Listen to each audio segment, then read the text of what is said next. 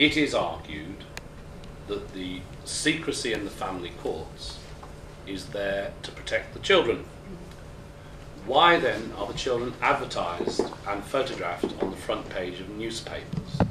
It is very, very clear that the excessive secrecy in the family courts is there to protect the system and the people who work in it, and large sums of money that experts get for rubbishy reports that really aren't worth the paper they're written on. Now, a lot of changes are needed, but unless you can challenge the proceedings in private at some stage, then you have a problem, because at the end of the day, it's those proceedings that drive the decision making, and the effort that's put into stopping people getting judgments, for instance, which I've raised directly with the family division, and the general rubbish that goes on is thoroughly unacceptable.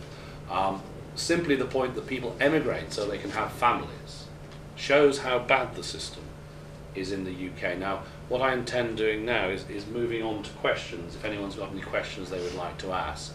But I think our speakers have represented very strongly what's happened. The statistical evidence is very clear that children who are adopted as a result of the adoption targets substantially are taken into care because of the adoption targets, not the majority necessarily. I would estimate between 500 and 1,000 a year. And the misery that that causes in the short, medium and long term is unbelievable. And the secrecy of the system means, if we take Nargis's case, Nargis was released from the Court of Appeal on Monday from an appalling sentence for contempt of court. Had the secrecy of the family courts not existed, that would have been front page news. But the reality is, very few people know. And it's appalling. It's an absolutely appalling system, and it has to change. But now let's move on to questions. So if anyone's got any questions, please do ask them. Barry.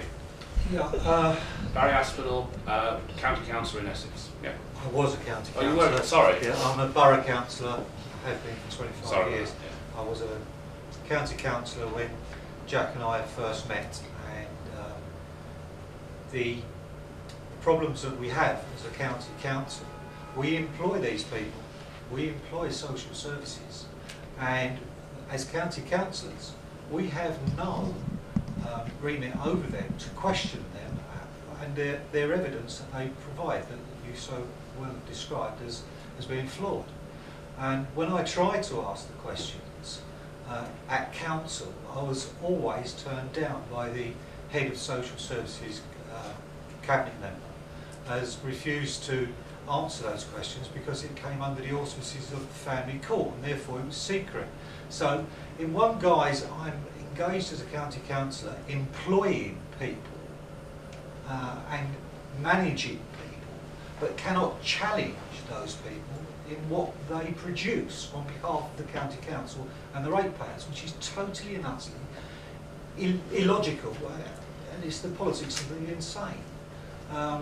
Jack and I worked on this, and thanks to the courage of some local journalists, one who's beside me, and some national journalists, the story of our particular case in Brentford was brought to the national media, in which straight away County Council issued a writ against myself and Jack to make us put a gagging order on us and take us to court. I'd never been in court before for anything personally, and I didn't understand the procedures. So I went to see a solicitor. The solicitor told me, "Oh, you're okay. All you got to do is say that you abide by this. You won't say Dole Virginia identities, and you'll be okay. You don't need to have any assistance in court." So I said, "Fine, fair enough."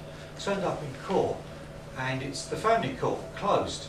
As soon as we got in there, the barrister representing Essex County Council immediately challenged and wanted to amend the reason why we were there, and said that we were both in contempt of the Act, read out the Local Gazette's article by Cathy Cannon and the article in the Mail and the other paper, Cassandra Jardine Telegraph, and said there was a clear contempt of the Act and therefore we should be going down.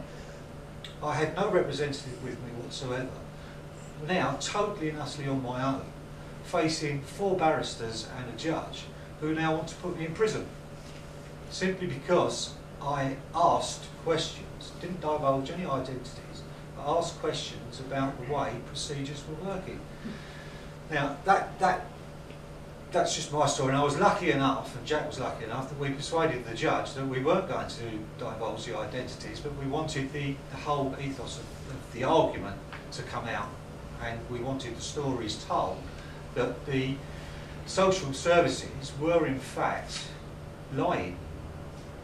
I was lucky enough that the judge said that in my capacity as a county councillor it was my job to question, and therefore he gave me permission to talk to the press, and because of his decision to allow me to speak to the press after a judgment in the county court and about the case itself, then more press got involved.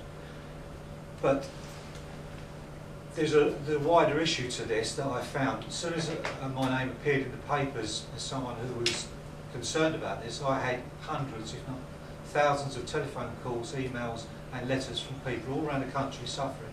And I gathered, I was thrown in the deep end, I realised that there was so much suffering going on. And especially in Essex, which I just couldn't believe.